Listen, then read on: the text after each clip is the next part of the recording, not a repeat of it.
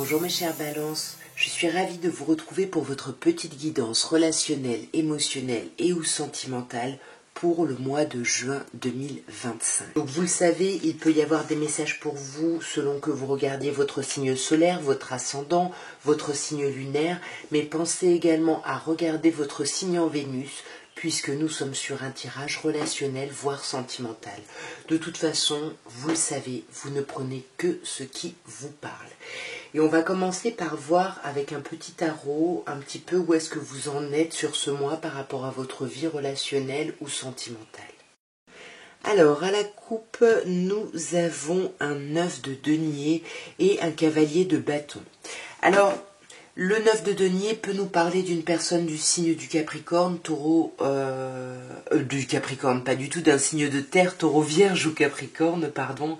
Et on a le cavalier de bâton qui peut parler d'un signe de feu, bélier, lion ou sagittaire. Après, si ça nous parle de vous, on vous dit que sur ce mois, vous allez avoir besoin de retrouver une forme d'indépendance.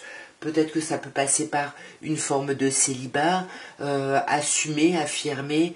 Mais pour moi, il y a cette idée d'avoir besoin de récolter pour soi ce qu'on a mis en place en fait. Et avec le cavalier de bâton, on sent que vous voulez que le mouvement s'accélère, que les choses avancent.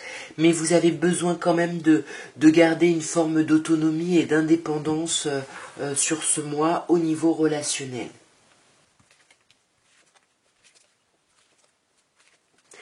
Alors, nous avons un magnifique 6 de bâton, un as de denier malheureusement qui ressort en contre, un 10 d'épée, un 7 de coupe et un 6 de coupe. Alors, on n'a pas d'arcane majeur, donc ça semble pas une semaine des plus transformatrices ou transcendantes. J'ai l'impression que ça suit une forme de cheminement. Pourquoi ? Parce qu'on commence déjà par un 6 de bâton.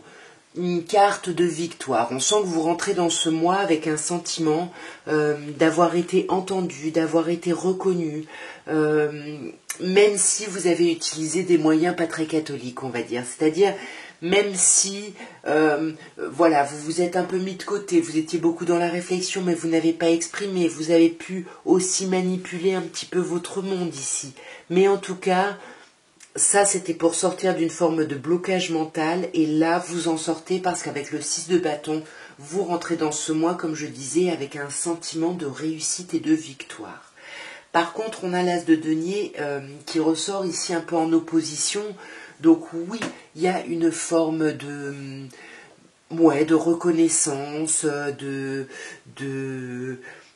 réussite, mais il n'y a pas de renouveau concret dans la matière suite à ça. Vous voyez, il n'y a pas de renouveau. Là, c'est plutôt... on s'éloigne un petit peu pour se reposer, pour s'apaiser, pour guérir de certaines choses. Et je pense que ce dont on guérit, c'est ce 10 d'épée. Le 10 d'épée, c'est une fin. C'est la fin d'une période qui a été compliquée, qui a été douloureuse. On s'est senti un peu mis ou mise à terre. Il y a eu quelque chose en tout cas de pas agréable du tout, et on clôture ce cycle-là, mais la clôture même n'est pas évidente. Elle peut être un peu douloureuse. Il y a quelque chose qui est rude par rapport à l'idée d'être avec sa moitié. On a quand même un magnifique 2 de coupe. Alors soit on est dans la clôture de quelque chose pour s'ouvrir à un amour, à quelqu'un avec qui on a une connexion d'âme sœur. Il peut y avoir cette idée-là, une personne par rapport à qui on a essayé de se démarquer justement pour on s'est retroussé les manches pour un changement positif, pour retrouver quelqu'un, pour clôturer cette phase. Et cette phase de clôture n'est pas évidente. Mais ça vous ouvre à plein de potentiel, j'ai l'impression. Parce qu'avec le 7 de coupe, d'un coup, il y a plein d'options en face de vous. Mais vous êtes un petit peu en pendu. Vous ne savez pas trop quoi choisir, comment agir. Tout ce que vous savez, c'est que vous voulez que le mouvement s'accélère, que les choses avancent vite. Sauf que vous êtes dans une forme d'impasse. Et pourtant, on a encore entre le 2 d'épée et le 6 de coupe, le 2 de coupe, pardon, et le 6 de coupe, on a cette idée d'être en présence de son âme sœur, quelqu'un qu'on connaît depuis longtemps, quelqu'un qui peut être ce signe de feu dont on parlait tout à l'heure, bélier, lion ou sagittaire, quelqu'un en tout cas avec qui il peut y avoir une célébration, quelque chose de chouette, quelque chose d'agréable. on va s'alléger ici. On va vraiment sortir de ce 10 de coupe et s'alléger, mais il va quand même falloir sortir de ce sentiment d'impasse ici, vous voyez, pour pouvoir créer un renouveau avec cet arcane du battleur et du magicien. On va regarder maintenant avec une petite coupe à l'améthyste love et puis ensuite on verra avec un petit tableau de 9. Alors, à la coupe, on a la réciprocité et on a la mer. Alors, on peut vous dire qu'il y a quelque chose dans les deux sens de réciproque par rapport à une mère ou un père, hein, on reste sur un tirage général, en tout cas par rapport à une idée de protection. On a besoin de protéger peut-être ses enfants ou quelque chose et on est peut-être assez connecté avec quelqu'un sur cette idée justement de réciprocité.